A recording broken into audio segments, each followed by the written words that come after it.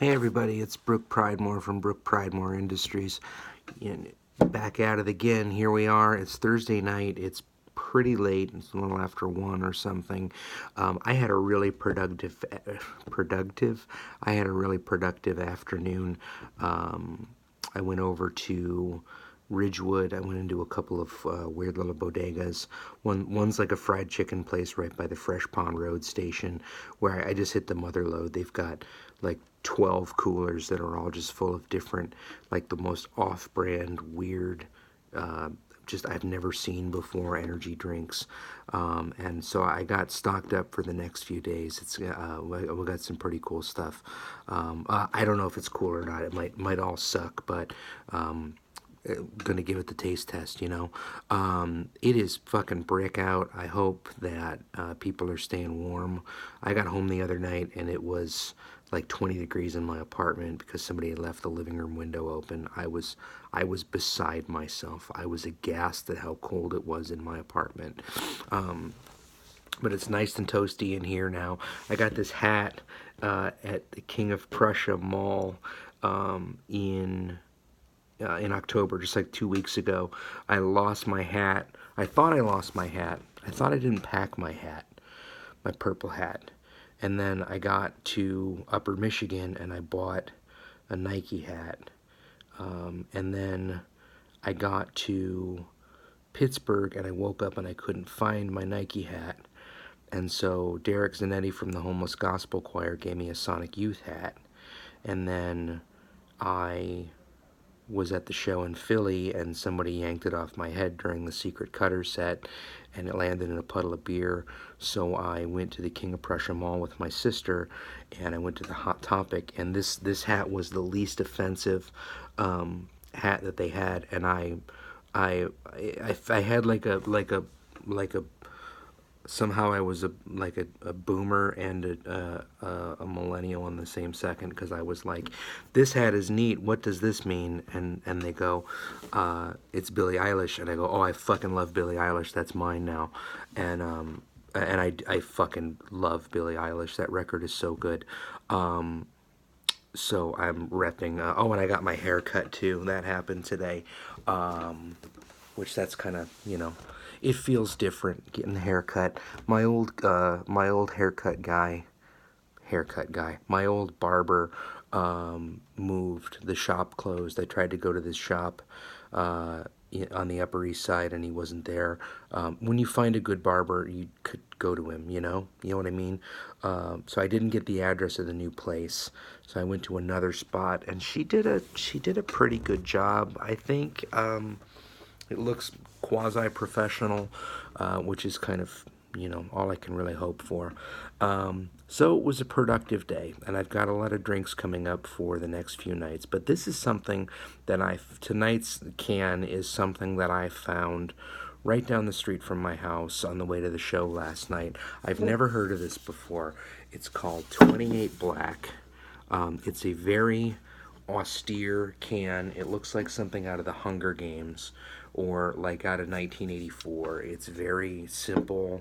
It might as well be called Victory Red Bull, Victory Monster. There we go, Victory Monster. That's what we'll call it. Or maybe they would just call it Victory because, the war against Eurasia would be fueled by Victory energy drink. There we go, Victory energy drink. That's perfect. So right off the bat, this can is striking to me because I really appreciate the eagle. These bootleg companies are neat because they can't quite say Red Bull gives you wings, but Red Bull doesn't even have a bull. It's got an eagle or a bird. It's got a bull on it. They can't say Red Bull gives you wings, but they can show you the wings. I have not Googled this company in any way. I do not know what 28 Black stands for. I don't know what its mission statement is, but here on the can, this is going for the, and I got a few cans like this. This is going for the quasi-healthy, like pretending like you're not abusing your body. So it says no taurine, vegan, gluten-free, lactose-free. I don't think they needed to say vegan and lactose-free. It's like saying, "Oh, I'm a dog and I'm a pit bull." But that's just the English major in me. There is a website, 28black.com. I did not look at it, nor do I intend to, unless this stuff is great and I need to start ordering it for daily consumption. I'm also kind of turned on by the fact that it's a flavor you don't see very often, sour cherry, which I immediately go to, like, a schnapps or something, like the pucker or something, and so maybe they're going more for. I looked at the ingredients and I looked at the ingredients, and this is pure caffeinated bubble water. There's no other additive in here, but so I don't really know. It feels like maybe they're going for the health kick. Carbonated water, sugar. Oh, it uses real sugar, citric acid, and then just some other regular stuff. The, I don't look at. Oh, it's a German company too. That's a good sign. There's lots of good energy drink innovation in Germany. They're ahead of everybody over there. So I'm gonna crack this. I'm gonna give this a try. We're gonna find out together. This one I have genuinely not only have I never tried it, I've never heard of it. Gonna give it a taste.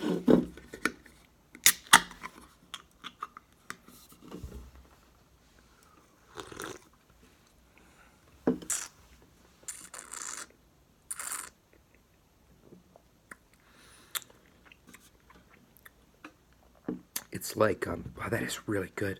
It's like cherry sweet tarts, where it's like it's not that that it was warheads at first. Like warheads were the thing where it was like the point of them that they were so sour it made you like regret ever eating candy. It was the kind of candy that was torture to eat, or you'd get those sour balls, the sour gum balls that were like we'd put them in our mouths and like suck the sour off of them till they were just white, and it was like just blinding. What were these things called? I don't know. If anybody knows what those sour gum balls were called, hit me up. Slide into the DMs. Talk about it in the chat. This is really something. This is not overpoweringly sour. It is. I would call it a tart cherry. I would suggest it was along the lines of like a Pinot Noir, or like with a little bit of fruitiness to it. This is the Pinot Noir of cans of energy drink that we've had so far. It's bouncy, it's got a little bit of complexity to it, but it's not overpowering, and it's a good drinking can of energy drink. I'm gonna get a little bit of it in the glass now.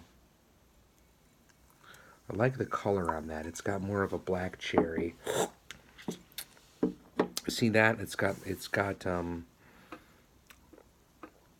it's kind of subtle. It's not doesn't have the viscosity of the one we tried the other night, the Rain energy drink. It's got more body to it, so it sticks on the glass. Generally, I find that anything that if I'm going to drink something that's sweetened, that's not like a calorie-free thing, I really personally want to go for real sugar. There's just something about it. I was in Europe in January, and I ate like an asshole while I was there. I ate like just a fucking idiot, and I lost weight while I was there. And the reason is because natural sugar doesn't stick to your body the way corn syrup does. Like corn syrup is in all our food here, so we get, corpulent. But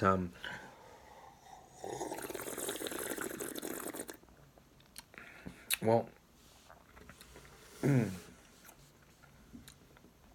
One of those other things too, Lickamade, the package of powder that you dip the stick in, and you're like, You know, this is like a red liquorade where it's you know, ostensibly it's cherry, but you would never go, oh, I found that on planet Earth, you know. I would give this, I wouldn't go out of my way to find this. This is really something.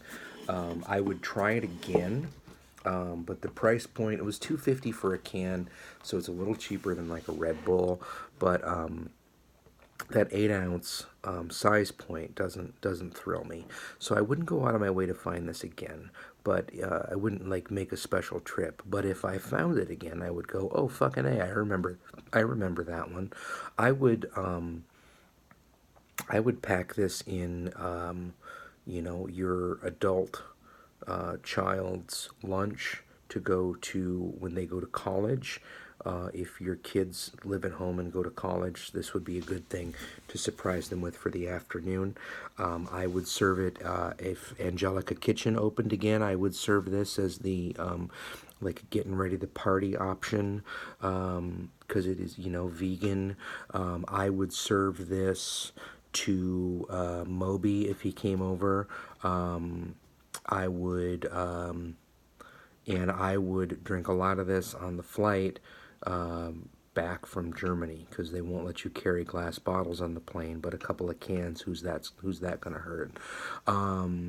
So I would give this, you know, I would give this a solid, you know, like I'd give it one thumb up. It's good stuff. It didn't transcend, but it feels pretty good. Thank you so much for listening tonight. If you like what you see, my name is Brook Pridemore. Check the links to the music and the Bandcamp and the Spotify below. And if you want to make a long-term contribution to support my lifestyle and buy more cans of energy drinks, the link to the Patreon is in the bottom too. Thank you.